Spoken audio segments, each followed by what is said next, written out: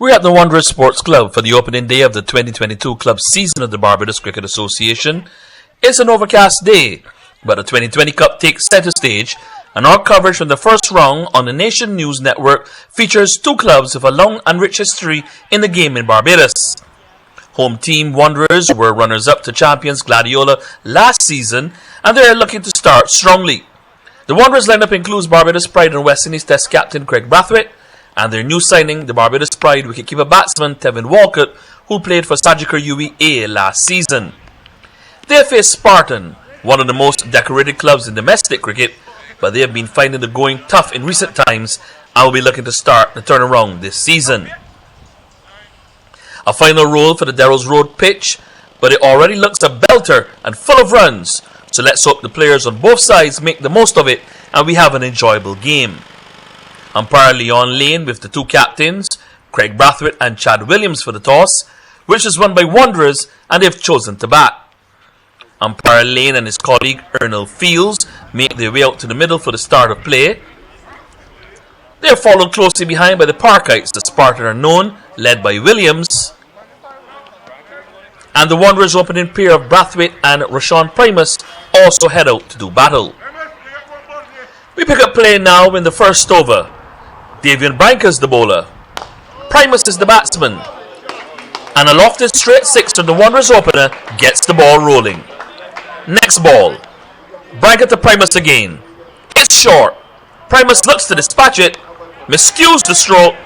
The ball flies to deep fine leg where Stefan King takes the catch and the Wanderers opener goes for only 6.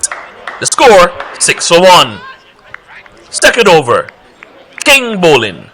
Jonathan Drake's the batsman. A thick edge, but there are no slips, and Drakes gets off the mark with a boundary to third man. Next ball. King to Drakes again. Short. The ball stands up nicely, and Drakes fetches a second successive boundary, a confident start for the young man. Third over. Branca to Brathwaite. Wrong length, son, and Brathwaite puts it away for his first boundary of the match. Next over. King to Brathwaite. Not quite the authentic shot, but it's still productive and fetches the Wanderers captain another boundary. King to Brathwaite again. Big drive. Thick edge. Hold on. That's headed straight for the camera. Let's get out of the way. 4 more for Brathwaite. King to Drakes. Sweet boy. Nice back foot cover drive. Goes through Williams. And Drakes gets another boundary to keep Wanderers on the move. Bowling change. Renico Aline replaces Branca. And he bowls to Brathwaite. And the runs continue to flow. Nice shot from the Windies captain. Aline to Drakes. Lofted over long off. And this over from the Spartan pacer proved to be quite expensive with 13 coming from it. It's the end of the power play and a strong start from Wanderers. They reached 64 for 1 from the first 6 overs. Fast forward to the closing stages of the Wanderers innings. Over 17. Branca to Kurt Edwards. A bit of enterprise from the Wanderers stalwart. Next over. King to Raymond Reefer. The left-hander tries to be too clever and he's caught at short third man by Branca for 32. Wanderers 182 for 5. Over 18. Williams to Jamar Griffith. He makes room and opens the shoulders to pick up this boundary. Wanderers in cruise mode at this stage. The final ball of the innings and a boundary for Jed Joseph, and Wanderers finished on 224 for 6 after being awarded 12 penalty runs because Spartan kept a slow over rate. To the Spartan reply. Openers Rashidi Boucher and Akeem Springer take to the field for the start. It's the second over. Primus is the bowler and Boucher is the batsman. And an early boundary for the Spartan opener, showing his enterprise here. Third over. Brathwaite to Boucher. Wrong length, wrong line for the Wanderers captain, and Boucher helps himself to another boundary. Fourth over. Primus to Springer. Again, wrong line and wrong length on such a good pitch, and the Spartan opener gets his first boundary. 5th over, Brathwaite to Boucher. Cracking shot from the Spartan opener, but he picks out the field at cover and he departs for 18. The Parkites 27 for 1. President of the BCA, Conde Riley, arrives to take in a bit of the action, and he's talking to inactive Spartan left arm spinner Andre Marshall. Bowling change. Jair McAllister replaces Primus, and he bowls to Tyrone Gibson, and even the BCA president would have been impressed with this stroke. After all, Conde Riley was a shotgun for the now defunct Barclays Sports Club back in the day. McAllister to Gibson again, and he's out. Gibson offering a tame return catch and goes for 7 and becomes the first of 4 wickets for the Wanderers pacer. Spartans stumbled to 38 for 2 at the end of the power play and slumped to 69 for 5 after McAllister carved up their middle order batting. We move forward to the closing stages. This is Jed Joseph bowling to Stefan King. The batsman gets the leading edge and he's out for 1, and he'll be the final wicket Spartan lost on the day. Joseph to Maradon bend, and the Spartan batsman clobbers a massive 6 to inch closer to his half century. Penultimate over now. Niles to bend, and a delightful looking off drive for the batsman to take him past 50 and bring some respectability to the Spartan innings. Final ball of the match. Joseph to bend. He swings, he misses, and that's it. A strong start to the tournament for Wanderers. They beat Spartan by 94 runs in commanding fashion. Let's hear from their coach, Ricky Clark. Yeah, I think we did what I had asked the players to do, basically to execute. As much as the work that we put in over the last couple of weeks and months, it's good to see it starting to manifest itself. It's important for us still to continue refining what we have set about to do. Still 1 or 2 little areas that we need to work on. But generally, it was a pretty clinical performance today. How does it feel to be back out playing, cricket? So cricket has resumed. How does it feel to be back out doing what we all love doing, following the game? Yeah, what was really nice to feel the type of atmosphere at the ground today, the turnout to the crowd today was good, and it's it really sets the tone again for good competitive stuff going down the road.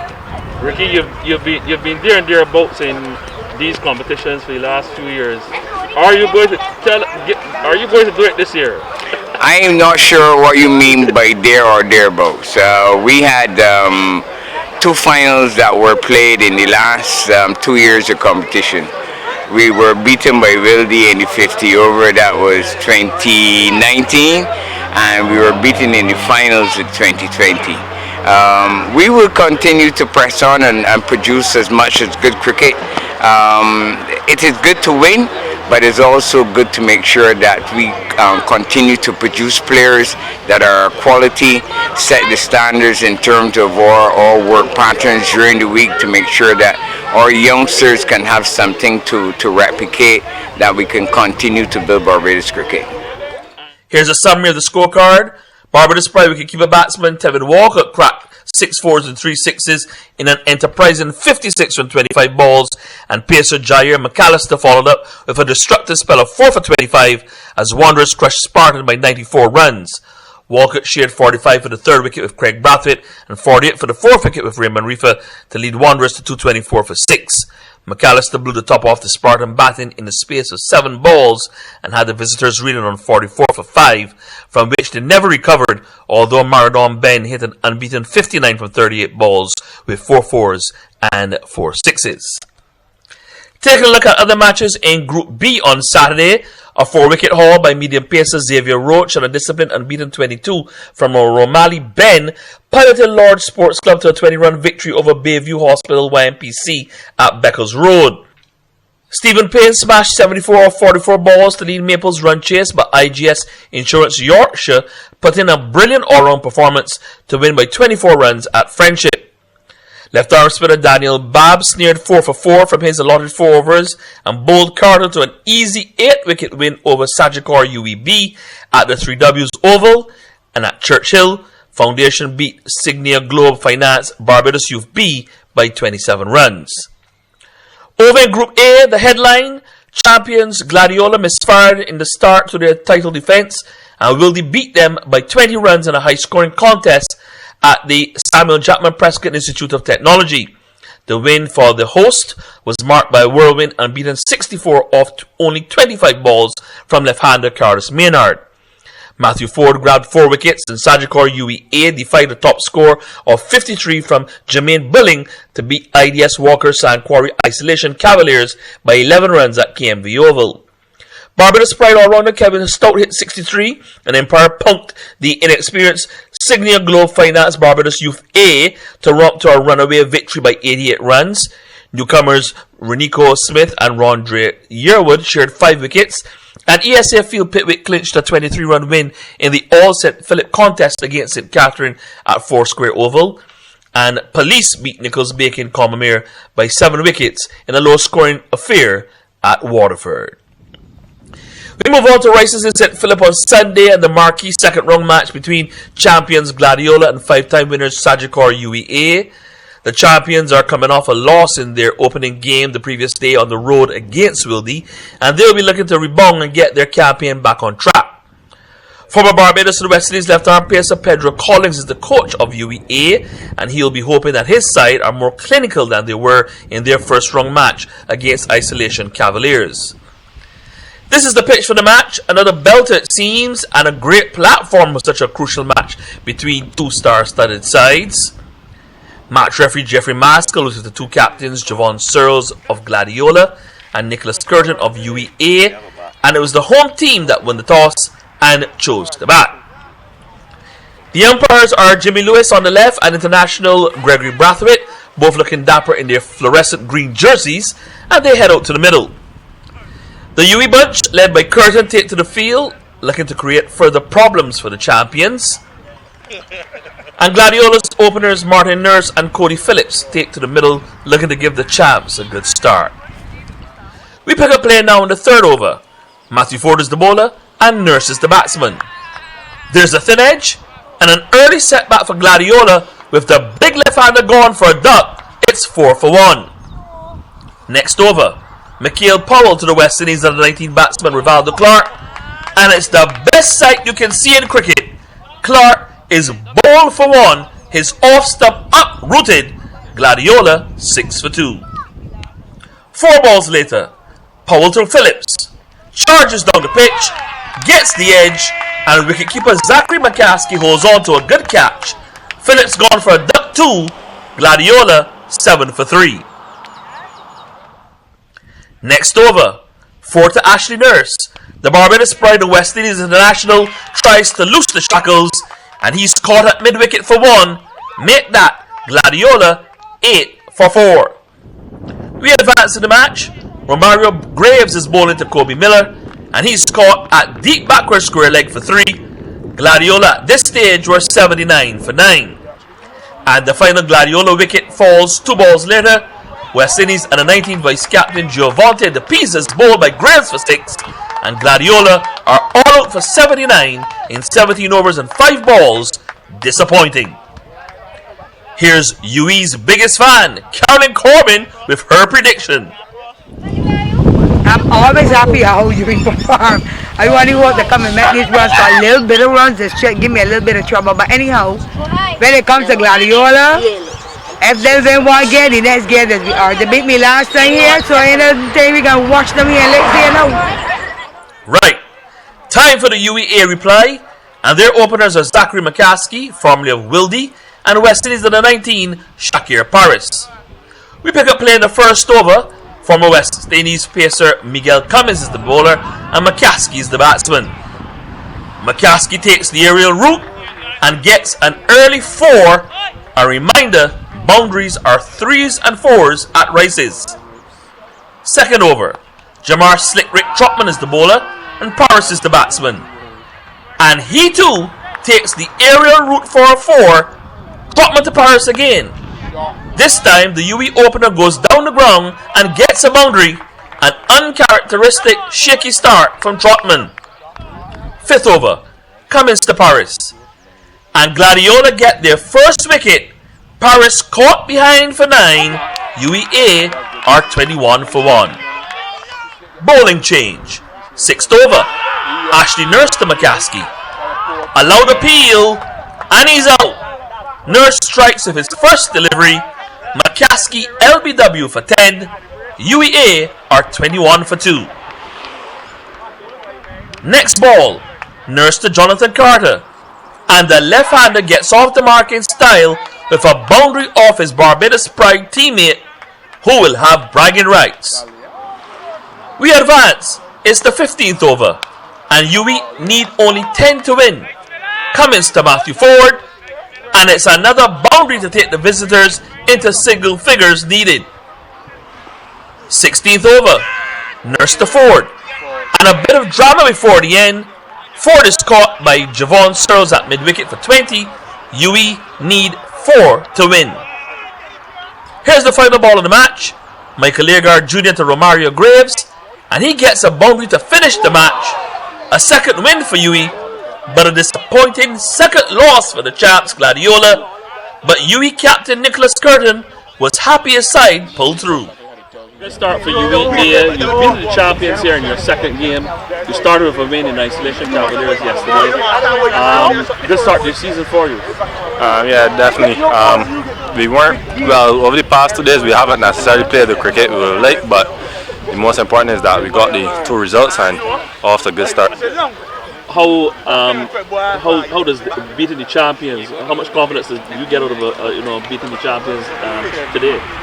Yeah, it's a bonus, but at the end of the day, that's just another game. I have a lot more games to play. Obviously, the main thing is to get into one of the qualifying spots, and obviously over the course of this weekend we've put ourselves in prime position, so it's just to keep moving forward from here. 5-time champions, you got a lot on your plate. How do you see the rest of the tournament going for you? I'm just trying to take it one game at a time, but obviously the end goal is definitely to win, so hopefully by the end of the season we could change our 5 to 6, but as I said before, just taking it one game at a time and trying to improve on performances. So tidy all-round performances from Jonathan Carter and Matthew Ford propelled 5-time winners Sagicor UWI to a 5-wicket victory over the reigning champions Gladiola, chasing 80 for victory. UWI reached their target with 22 balls remaining, and Carter, the Barbados Pride left-hander, finished on 31 not out. Ford supported with 20 and a stand of 36, then ensured UWI gained their second successive win and condemned Gladiola to a second consecutive defeat. Earlier, Carter grabbed 3 for 12 in 3 overs, and Ford 2 for 3 in 2 overs, and Gladiola were bowled out in 17 overs and 5 balls after they chose to bat. Other Group A results now. Carlos Maynard and Akeem Jordan combined to engineer a comprehensive 124-run victory for Wildy over Police at the SJPIT. Maynard hit his second half century of the weekend, an authoritative 80 off 39 balls, and Barbados Pride pacer Jordan followed up with 5 for 11 from his allotted 4 overs. Empire also grabbed their second successive win after Barbados Pride all-rounder Justin Graves hit a fluent half-century to set up a 30-run victory over Isolation Cavaliers at Bank Hall. Pickwick also secured their second win of the weekend after Barbados Pride batsman Kyle Hope hit an unbeaten 52 to follow up a 4-wicket burst from left-arm spinner Ajani Waterman in a 10-wicket victory over Combermere at Foursquare Oval, and diminutive wicketkeeper batsman Zidane Harewood struck an undefeated 61 and led St. Catherine to an 8-wicket win over Barbados Youth A. Over to Group B, where Rashawn Primus and Jonathan Drapes hit unbeaten half-centuries and shared an unbroken second-wicket stand of 167, and Wanderers defied a typically enterprising 100 from former international Dwayne Smith to beat YMPC by 9 wickets at Beckles Road to claim their second win of the weekend. Surprise package Lords won their second successive match when they beat Maple by 55 runs at Lowlands in St. Lucie. Carlton, set up by a dominant 74 from Rashawn Worrell, got an 18-run win over Yorkshire on home soil at Desmond Haynes Oval for their second successive win. Spartan rebounded to win by only 4 runs over Foundation at Queen's Park, and Vidal, Crandon and Taj Tavernier shared a 3rd-wicket stand of 73 and carried UWB to an easy 7-wicket win over Barbados Youth B. Here's how things stand in Group A after the first weekend and the first 2 rounds of matches. Wildy, Pickwick, UWI and Empire all won their first 2 matches and have 8 points apiece. But the big news is champions Gladiola. They slumped to 2 successive defeats and are in the bottom half of the table. In Group B, last year's beaten finalists Wanderers as well as Carlton and St. Lucie-based Lords ruled the roost, with storied Spartan among the group in the middle of the table. Another 2 rounds of matches we played again this weekend. Let's take a look at the Group A fixtures first. In the 3rd round on Saturday, the top of the table clash between Pickwick and Wildy at Foursquare Oval will take centre stage. Empire and UWI will be looking to stay in the hunt against Police and St. Catherine respectively, and Gladiola will be aiming to get out of the blocks against Isolation Cavaliers at KMV Oval. On Sunday, UWI will host Pickwick at 3W's Oval in the marquee match of the 4th round, and Gladiola, Empire and Wildy all have the chance to make significant gains playing at home. In Group B, Carlton will host Lords at Desmond Haynes Oval in the marquee 3rd round match on Saturday, when Wanderers will be highly favoured to keep pushing forward when they travel to Trents to face Maple. On Sunday, Wanderers will host Carlton at Darrell's Road in an important 4th round match. Sparta will be at home against UWB at Queen's Park, and Lords and Yorkshire could also have an intriguing outcome. We'll leave you with scenes from after the game between Wanderers and Spartan and remind you to buy your copy of the Sunday Sun and Monday Nation for reports and scores on all of the BCA T20 Cup matches, and continue to follow the progress of the tournament on our website nationnews.com and all Nation News social media channels. I'm Adriel Richard.